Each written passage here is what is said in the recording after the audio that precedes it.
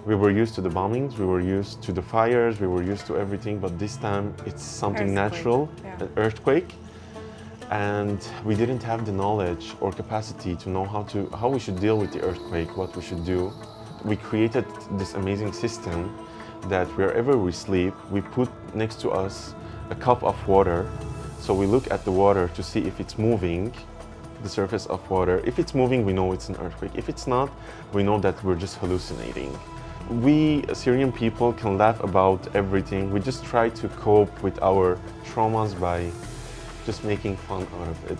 Unfortunately, asking for psychological help is taboo in Syria.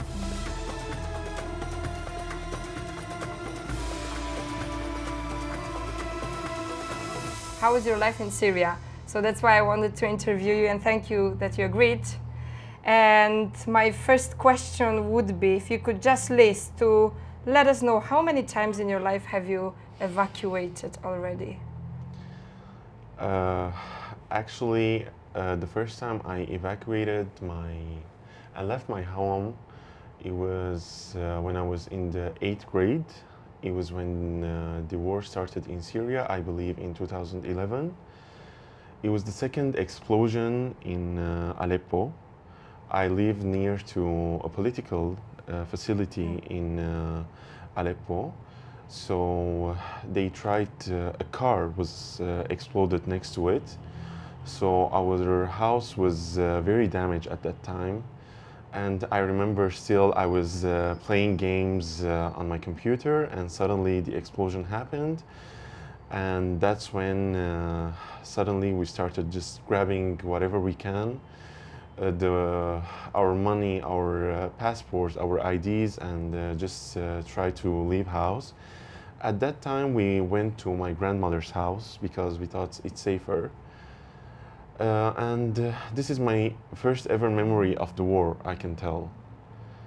I believe the second time was when I was at the end of my high school. I was around 16 years old. And before my exams, there was this terrible situation where my neighborhood also was under heavy fires. It was actually the biggest bombs that were ever hit Aleppo. Like complete buildings collapsed because of these bombs. And I remember it was also on that day, we didn't know what's happening. We were used to it at that point because we were being bombed on a daily basis. Yeah. But we felt like this time there was something different. Yeah. So we were all gathered in our neighbor's house, which was downstairs, because we thought like in case the building will collapse, at least we won't be in the upper floors. So we were all gathered there, and I remember I was just sitting next to my mom, and my mom was suddenly like panicking, and she was thinking like we're going to die and never meet again. So again, like we started telling nice things to each other because we felt like these were our last moments together. Luckily, we didn't die, and again we left our house at that day, and again we went to my other grandmother's house because again we thought that it's going to be safer, but it turned out it was not safe at all because that area also got bombed. I did my exams and we grabbed all of our stuff and we went to Latakia for a while because the situation in Aleppo was really getting bad at that time. And it was in 2016 or in 2017 the issues in Aleppo resolved and we were able to come back to our home. And we started to go back bit by bit to our normal lives. I started completing my university, tried to find a job. That's when I started with Hope Center. But again, during 2023, when the first earthquake happened, again, we were suddenly found ourselves facing a new issue, again, that we didn't know how to deal with. It was something completely new. We were used to the bombings, we were used to the fires, we were used to everything, but this time it's something natural, an earthquake. And we didn't have the knowledge or capacity to know how we should deal with the earthquake, what we should do. So again, I believe me and my mom, and I believe so many others, all of us, we did exactly the same. Again, we were just holding each other and we were thinking like, this is our last minute together. For a first glance, we thought that only our building was being like affected, or something is happening in our neighborhood. We didn't know it's an earthquake. So I remember I was talking to my friend Carla, because she's an expert in the earthquake. That was her studies. Carla works in Hope Center, yes? Carla works in Hope Center. She specialized in earthquakes. So I was telling her, is this earthquake, do you know what's happening? She was like, yes, just don't leave the house this second, because the staircase probably are not safe. Yeah. And just once it stops, just try to find any other safe place to go, an open space. But what is a safe place exactly? Because my first thoughts during the earthquake probably would be just to run somewhere. And then people start to panic what could happen if they do it. From what we learned, that the safest thing for us to do when the earthquake was happening is to hide under a table. So in case a stone falls on you, you won't die. And once the earthquake stops, you should like go to an open field where there are no buildings that could collapse and hurt you. So if we're now sitting on the second floor and the earthquake starts, we should run away outside? We should stay here under the table? We should go to the shelter? What should we do? Unfortunately, we don't have shelters. Yeah. We don't have any earthquake-proof shelters. We should, I believe, hide under the table, do whatever we can just to... we just have this. Yes, we have this and we have that also. Okay. And then we manage the earthquake for around 1 minute, 2 minutes, and then we go to the closest open field available. I believe this is the safest thing we do. And of course, once this happened, all of the people were on the streets under the rain. We didn't have anything with us. We just left, because at this time we didn't even have time to think.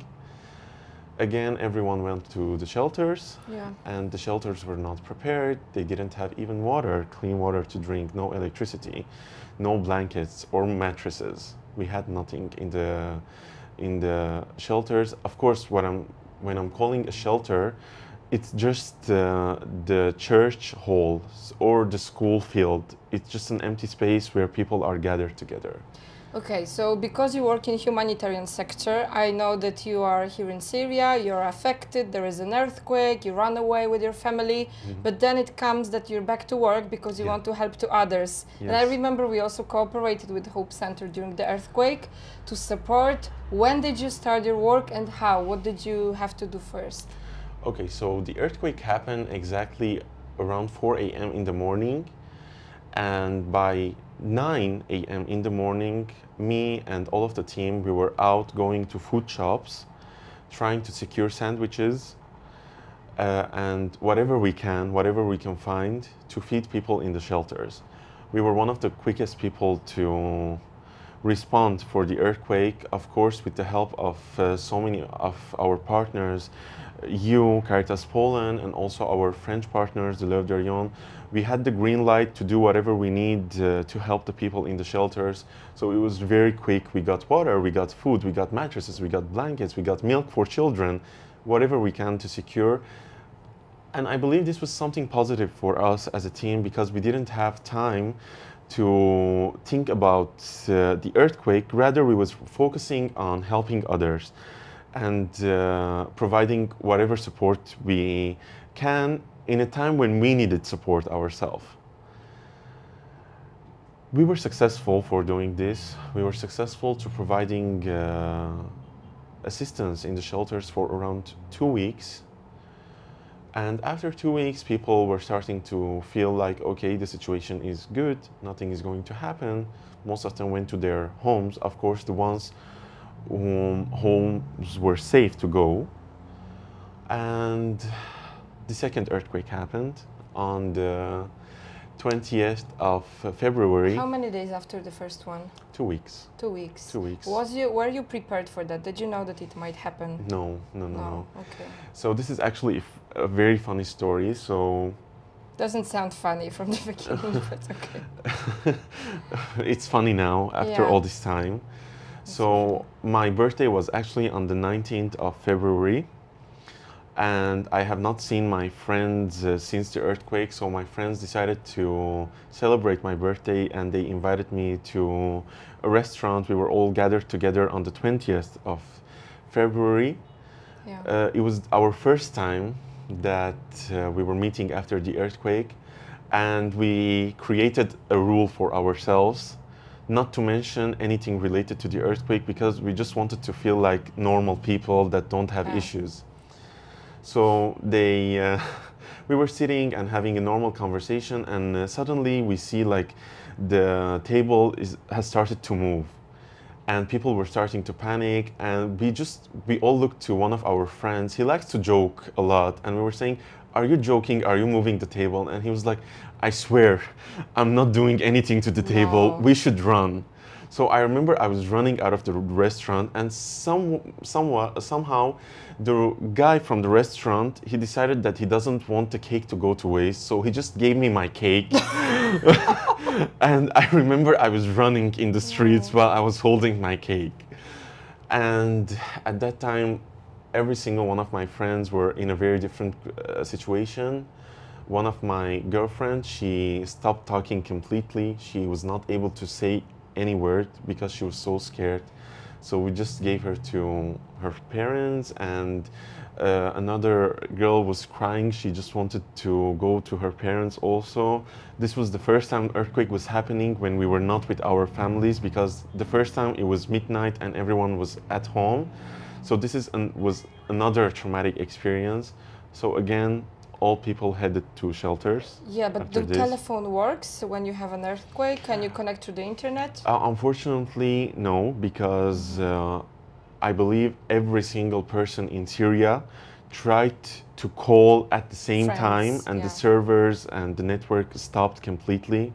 So for the first 2 hours, it was impossible to connect to the internet or even make a telephone call. So we just tried to go near our houses, hoping that we will find our parents on the street. And that's exactly what happened, because everyone was in the streets. Everyone headed to the same locations that we headed the first time. So we knew where we're going to find our parents, because we were in this situation before. Yeah. But this time it was a bit different. And of course, we again stayed in the shelters for, some people stayed for a week, some people stayed for 2 weeks. And eventually everyone headed back to their houses. So one more thing about what's happening afterwards, because I believe you come back to your daily life, but is it easy to sleep afterwards? Is it easy to leave, to forget that the earthquake happened? I want to understand the psychological aspect a bit. For the first maybe 3 or 4 months, every time we go to bed, me, my parents, and my friends, we all experience the same thing.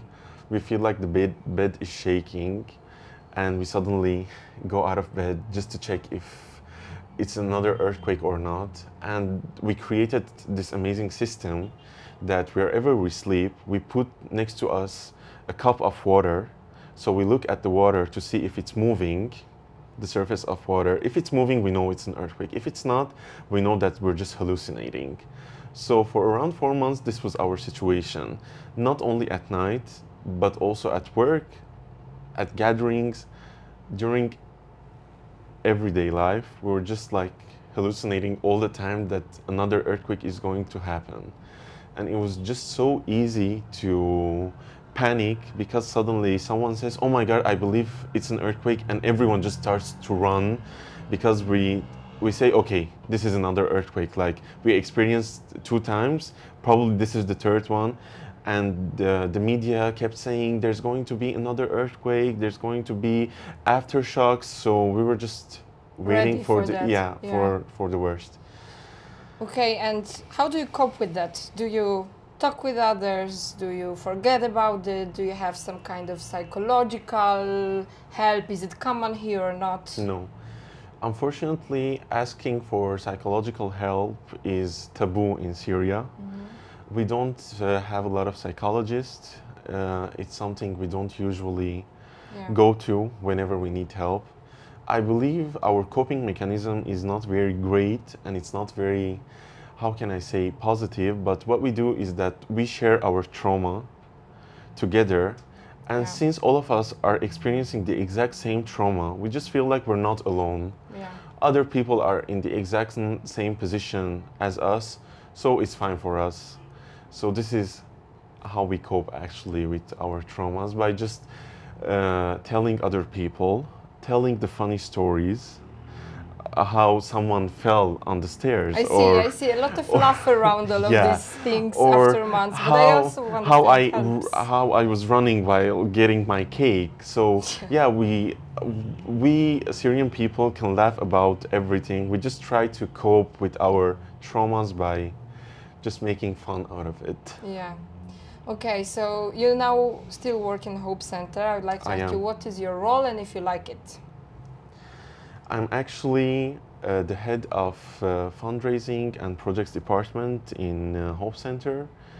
I've been in this field for 3 years now, and I really like my job.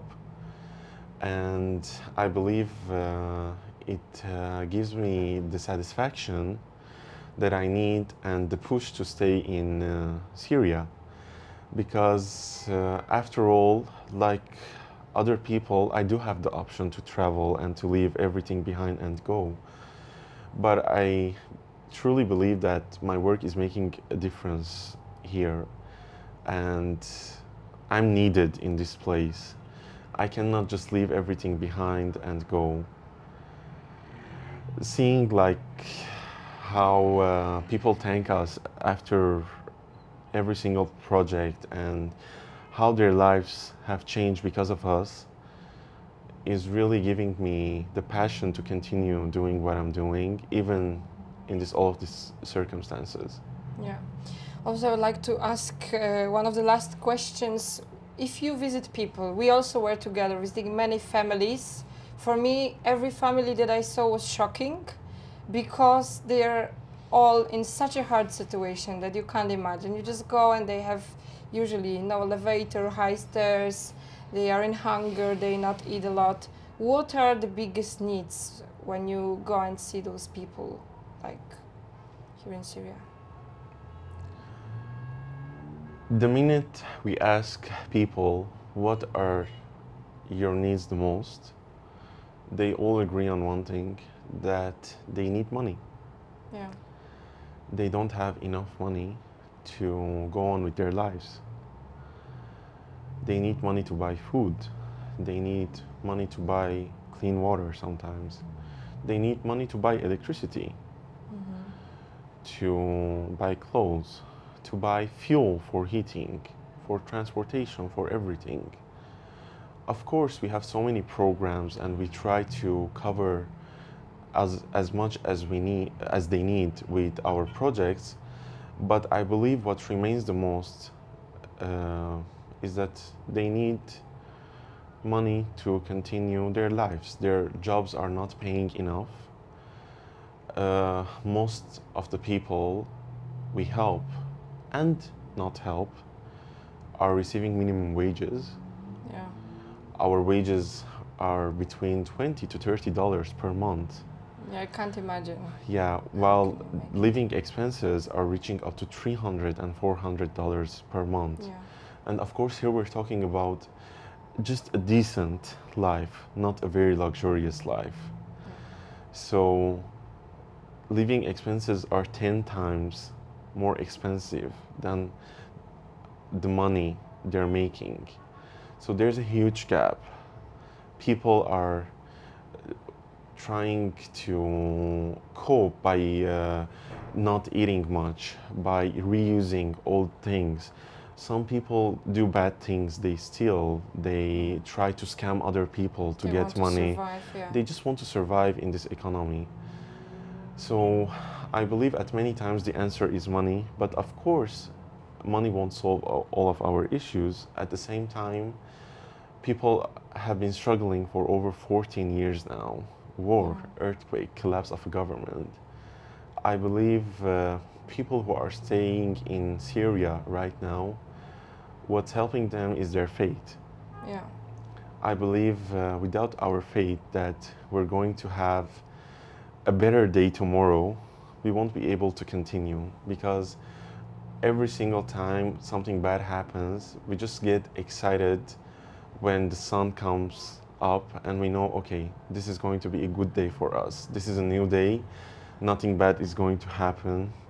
Unfortunately, every single time we're disappointed that something bad happens, but still we really have trust in God that He's with us for the past 14 years.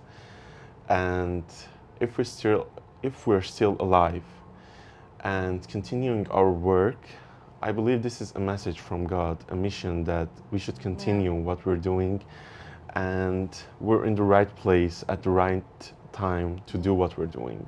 So you're in the very right place working in Christian Hope Center. And to everyone that would like to support, because there is an option, we have family-to-family program, and if you're in Poland, you can just go to caritas.pl/rodzina. So yeah, you can just support. It goes directly to Hope Center, to people like Garo that are later on creating projects, finding families. I was actually shocked that you have a database of all of the Christian families that are here, and it's just easy for you to understand to whom to help. Yes. Yeah, but just not to finish with that very set question of needs, I just also want to know what are the nice parts of Syria, because I ate amazing food, and whenever I'm posting on my social media some pictures from Aleppo, people who were here before, probably 15 years before, for example, they would text me and write, wow, this is such an amazing place, it's so beautiful. So there is a very nice part of this Middle East country. What do you like about Syria? I believe I have to agree with you. We have amazing food. I have tried other types of food. I love the food we have here. I believe people are really nice in Syria, even after everything they went through. You can see everyone still smiling at you, even after like the war, the earthquake. And everyone is willing to help each other.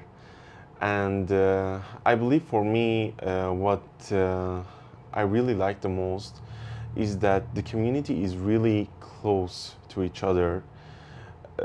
I believe if I'm in the street in my neighborhood and I ask for help and I yell asking for help, I believe in 1 minute hundreds of my neighbors would come to help me without even knowing what is the issue. They are just willing to help no matter what. People like to stick with each other here, and I really enjoy this.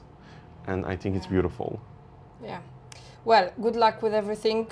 We'll bring your interview and the message back to Poland, and I hope to see you again. Thank you. Here at Syria. Thank you, Dominika. Thanks.